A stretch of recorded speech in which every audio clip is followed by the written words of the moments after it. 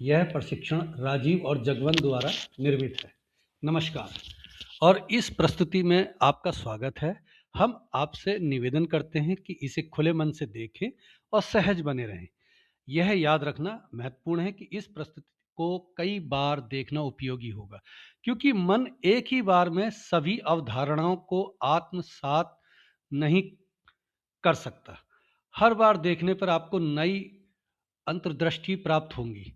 आज हम क्रोध के विषय पर चर्चा करेंगे, लेकिन एक अलग दृष्टिकोण से। अधिकांश लोग क्रोध को नियंत्रित करने के लिए कोशिश करते हैं, पर हम आपको दिखाएंगे कि यह तरीका क्यों कारगर नहीं होता।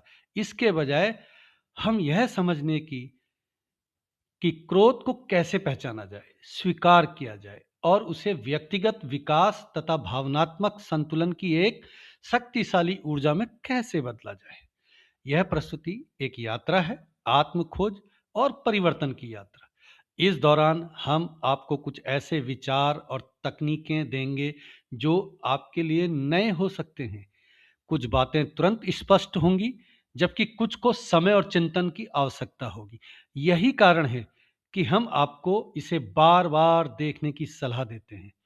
हर बार यह आपको एक नई गहराई और समझ प्रदान करेगा। तो आइए इस यात्रा की शुरुआत करें और जानें कैसे क्रोध को बोझ नहीं, बल्कि शक्ति और आत्मविश्वास का स्रोत बनाया जा सकता है। समस्या के बारे में बात करते हैं। जब भी हम क्रोधित होते हैं तो लोग हमें सलाह देते हैं, अपने गुस्से को नियंत्रित करो। लेकिन क्या आपने कभी सोचा है कि यह सलाह क्यों काम नहीं करती? सच तो यह है कि नियंत्रण शब्द ही समस्याग्रस्त है। जब हम किसी चीज को नियंत्रित करने की कोशिश करते हैं, तो हम वास्तव में बल का उपयोग कर रहे होते हैं। और बल क्या है? यह क्रोध का ही एक रूप है। जो हम अपने क्रोध को नियंत्रित करने की कोशिश करते हैं, तो हम वास्तव में क्रोध से लड़ रहे होते हैं। यह ऐसा है जैसे आग से आग बुझाने की कोशिश करना। आप आग पर और आग डालते हैं और उम्मीद करते हैं कि लपटें गायब हो जाएंगी। यह तर्कहीन लगता है ना? लेकिन यही हम अपनी भावनाओं के साथ करते हैं। लोग पूछते हैं, मेरी नाराजगी भरी स्थितियों से कैसे दूर रहूं? या जब मैं क्रोधित होता हूं, तो मेरे पास क्या विकल्प होते हैं? यह प्रश्न एक मौलिक गलतफहमी को दर्शाते हैं। समस्या क्रोध नहीं है, समस्या यह है हम इसे कैसे देखते हैं और इससे कैसे निपटते हैं। इस प्रस्तुति में हम एक नया दृष्टिकोण सीखेंगे। अब हम पहले मील के पत्थर पर आते हैं, अलगाव। यह शब्द पूरी प्रस्तुति का सबसे महत्वपूर्ण विचार है, इसलिए कृपया ध्यान से सुने और इस स्लाइड पर बार बार लौटें। जब आप मैं अपने गुस्से को कैसे नियंत्रित करूं पूछते हैं, तो इस प्रश्न में एक ही अद्भुत सफलता छिपी है। आपने पहले ही गुस्से को खुद से अलग पहचान लिया। आप, मैं और मेरा गुस्सा के बीच में अंतर कर रहे हैं। यह बहुत बड़ी बात है। अधिकांश लोग सोचते हैं कि वे ही उनका गुस्सा है। जब वे क्रोधित होते हैं, तो वे कहते हैं, मैं गुस्से में हूं, जैसे कि गुस्सा उनकी पहचान का हिस्सा हो। लेकिन सच्चाई यह है कि गुस्सा सिर्फ एक भावना है जिसका आप अनुभव कर रहे हैं। यह वह नहीं है जो आप अपने मूल में है। इसे ऐसे समझें, जब आकाश में बादल होते हैं, तो क्या आकाश बादल बन जाता है? नहीं, बादल आते हैं और चले जाते हैं, लेकिन आकाश हमेशा वही रहता है। उसी तरह गुस्सा आता है और जाता है, लेकिन आपका असली स्वरूप, आपकी चेतना हमेशा शांत और स्थिर रहती है। यह अलगाव ही परिवर्तन की शुरुआत है। जब आप समझते हैं कि आप अपने गुस्से से अलग हैं, तो आप इसे एक दर्शक की तरह देख सकते हैं, इसमें खो जाने की बजाय। अब जब आप समझ गए हैं कि आप अपने गुस्से से अलग हैं, तो अगला कदम है गुस्से को अपना मित्र बनाना। हाँ, आपने सही सुना, मित्र, दुश्मन नहीं है।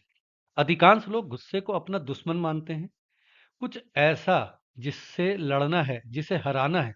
लेकिन जब आप किसी चीज से लड़ते हैं, तो आप उसे और मजबूत बनाते हैं।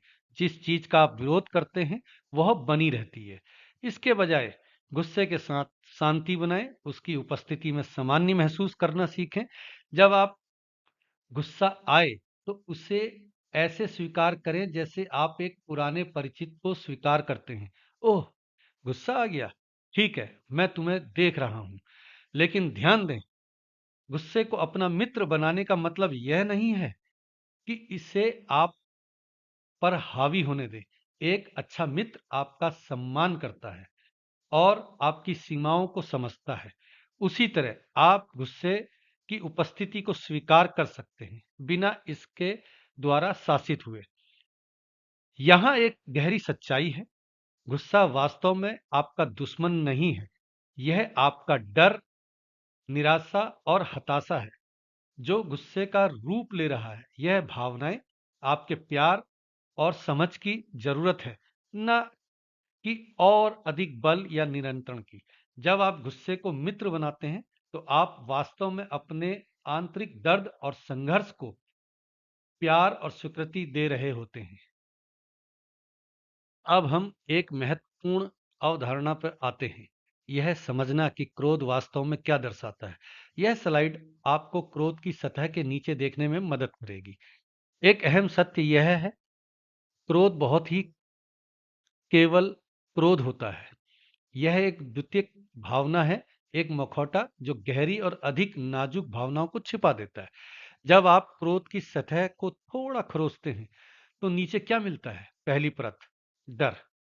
शायद आप परिणाम से डरते हैं, खोने से डरते हैं या अपनी नाजुकता दिखाने से डरते हैं। क्रोध इस डर को छिपा देता है क्योंकि क्रोध शक्तिशाली महसूस होता है जबकि डर कमजोर लगता है। दूसरी परत है निराशा।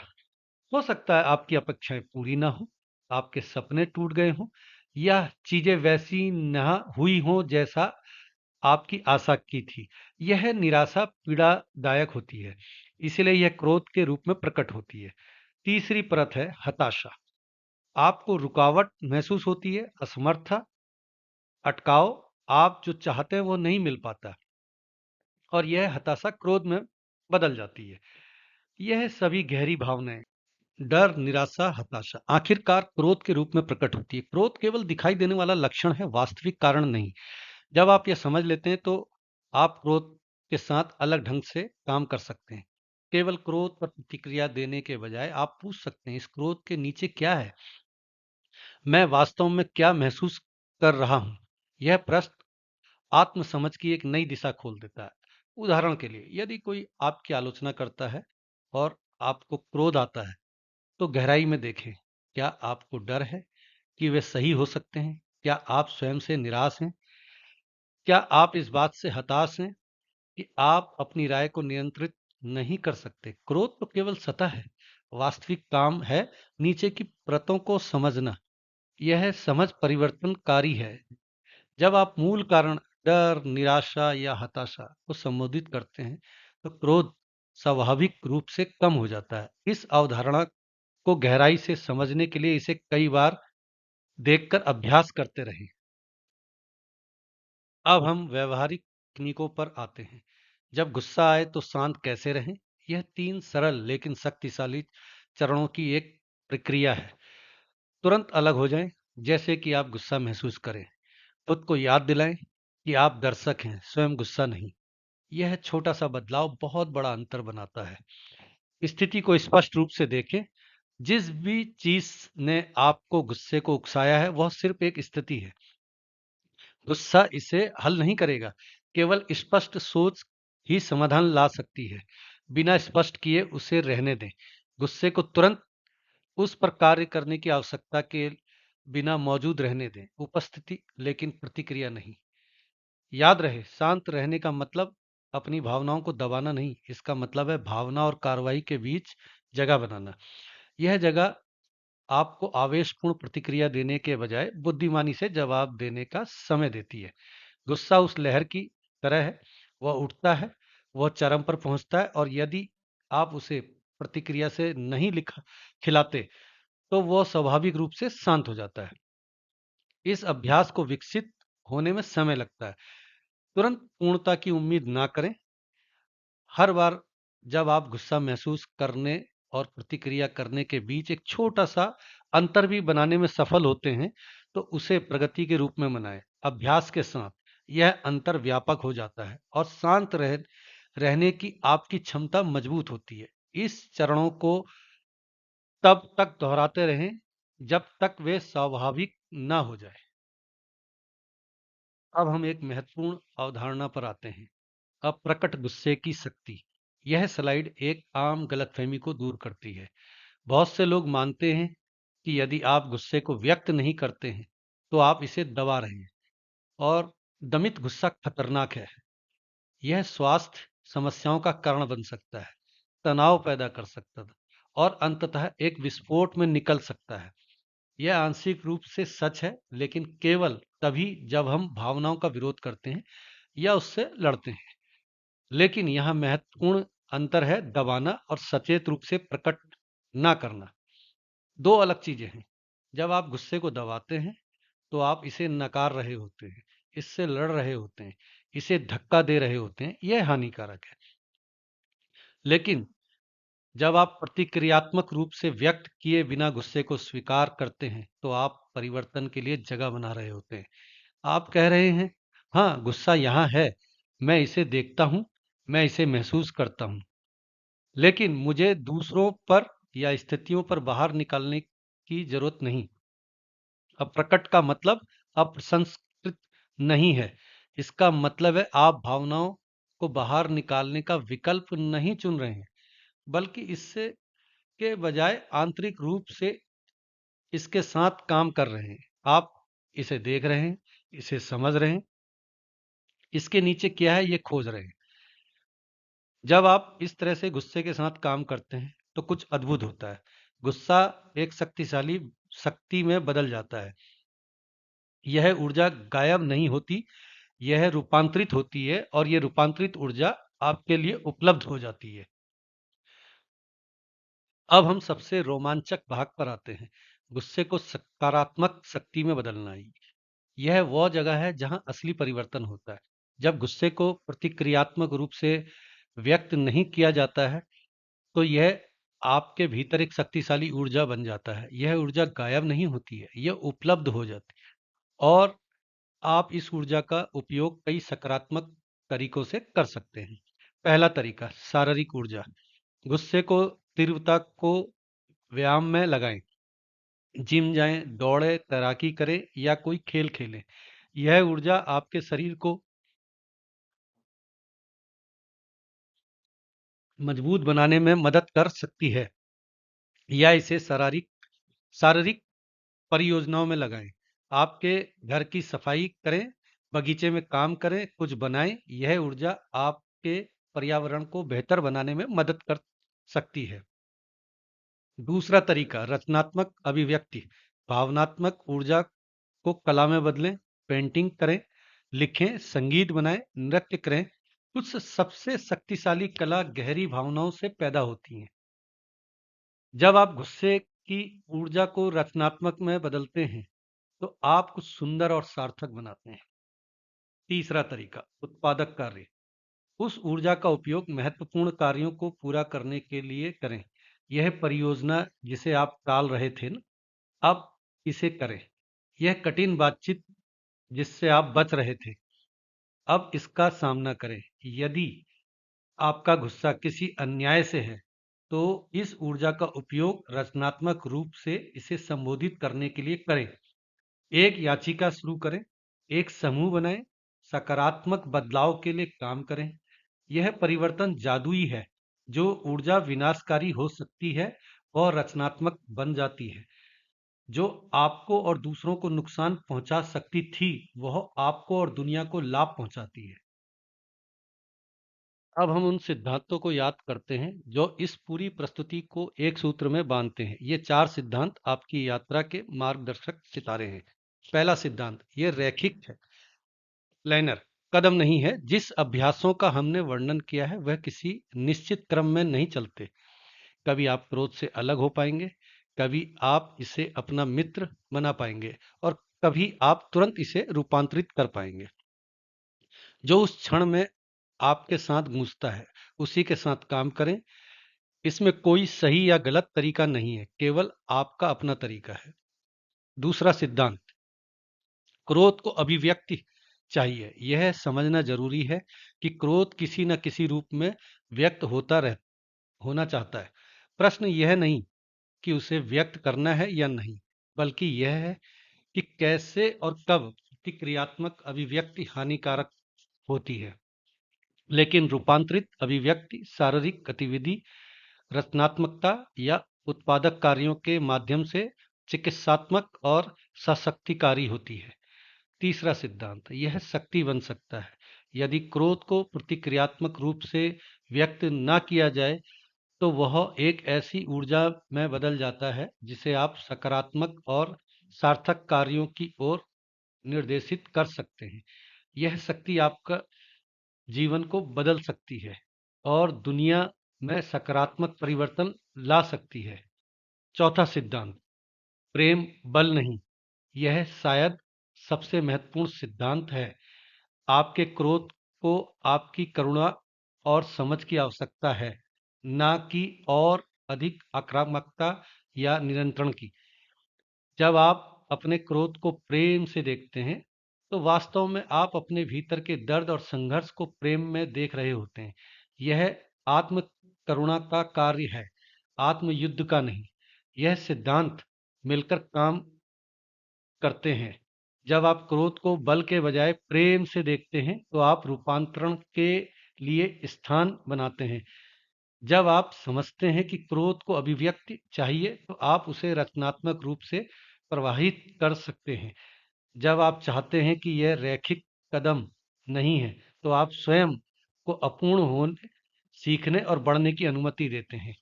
यदि याद रखें, यह एक अभ्यास है, कोई अंतिम गंतव्य नहीं। आप इसे रातों रात नहीं सीख पाएंगे। ऐसे समय आएंगे जब आप आवेश में प्रतिक्रिया देंगे, जब आप इन सिद्धांतों को भूल जाएंगे, जब क्रोध आपको अभिभूत करेगा। यह ठीक है, यही मानव होने का हिस्सा है। महत्वपूर्ण यह है कि आप बार बार इन सिद्धांतों की ओर लौटें, अभ्यास करें, सीखते रहें। हर बार जब क्रोध के साथ इस नए तरीके से काम करते हैं तो आप नए न्यूरल मार्ग बना रहे होते हैं, नई आदतें गढ़ रहे होते हैं और इस शक्तिशाली भावना के साथ अपने संबंध को रूपांतरित कर रहे होते हैं। अपने प्रति धैर्य रखें और इन अवधारणाओं को बार बार दोहराएं। अब हम अपनी यात्रा के अंत में आते हैं, लेकिन यह वास्तव में आपकी व्यक्तिगत यात्रा की शुरुआत। यह स्लाइड आपको आगे बढ़ने के लिए प्रोत्साहन और मार्गदर्शन देती है। याद रखें, लक्ष्य कभी गुस्सा ना होना नहीं है। यह एक अवास्तविक और अस्वास्थ्यकर लक्ष्य होगा। गुस्सा मानव होने का एक स्वाभाविक हिस्सा है। असली लक्ष्य गुस्से के साथ आपके रिश्ते को इतनी गहराई से बदलना है कि यह एक शिक्षक बन जाए और एक संकेत बन जाए और अंततः शक्ति का स्रोत बन जाए। जब गुस्सा आता है तो यह आपको कुछ बता रहा है। शायद यह आपकी सीमाओं का उल्लंघन हो रहा है, शायद आपकी जरूरतें पूरी नहीं हो रही हैं, शायद कुछ अन्यायपूर्ण हो रहा है। गुस्सा एक संदेश वाहक है और जब आप गुस्सा सुनना सीखते हैं तो गुस्सा एक शिक्षक बन जाता है। अब आगे बढ़ने के लिए 3 सुझाव। रोज अभ्यास करें। हर बार जब गुस्सा उत्पन्न होता है तो आपके पास इन सिद्धांतों का अभ्यास करने का अवसर होता है। कुछ दिन आसान होंगे, कुछ दिन कठिन। अपने प्रति धैर्य रखें, परिवर्तन में समय लगता है। यह एक क्रमिक प्रक्रिया, तत्काल परिवर्तन नहीं। छोटी जीत का जश्न मनाएं। ध्यान दें आप कब सफलतापूर्वक गुस्से से अलग हो जाते हैं, भले ही एक पल के लिए ही क्यों ना हो। ध्यान रहे कि आप कब प्रतिक्रिया करने से पहले रुकने में सक्षम होते हैं। ध्यान दें कि आप कब गुस्से की ऊर्जा को कुछ सकारात्मक में बदलने में सक्षम होते हैं। जागरूकता के यह छोटे क्षण समय के साथ स्थायी परिवर्तन में बदल जाते हैं। समर्थन लें, यह काम चुनौतीपूर्ण हो सकता है, खासकर शुरुआत में। एक चिकित्सक, परामर्शदाता या विश्वसनीय मित्र के साथ काम करने पर विचार करें जो आपकी यात्रा में सहायता कर सके। कभी कभी बस किसी से बात करना जो समझता है वह बड़ा अंतर बना सकता है। और याद रखें, इस प्रस्तुति को कई बार देखें। हर बार आप इसे देखेंगे, आपकी नई अंतर्दृष्टि मिलेगी, नई समझ मिलेगी। यह यात्रा जीवन भर चलती है और यह ठीक है। आनंद लें, सीखें और बढ़ें। आपके भीतर वह सब कुछ है जिसकी आपको आवश्यकता है। ज्ञान पहले से ही मौजूद है। यह तकनीकें और सिद्धांत उस ज्ञान तक पहुंचने, अपनी भावनाओं के साथ कुशलता से काम करने और अपने जीवन को अंदर से बाहर बदलने के तरीके मात्र हैं। हमारे साथ इस यात्रा में शामिल होने के लिए धन्यवाद। हम राजीव और जगवंत आपको परिवर्तन के इस मार्ग पर शुभकामनाएं देते हैं। आपको अपने गुस्से के साथ संबंध में शक्ति, शांति और ज्ञान मिले। अपना दिमाग खुला रखें, शांत रहें, याद रखें परिवर्तन हमेशा संभव है।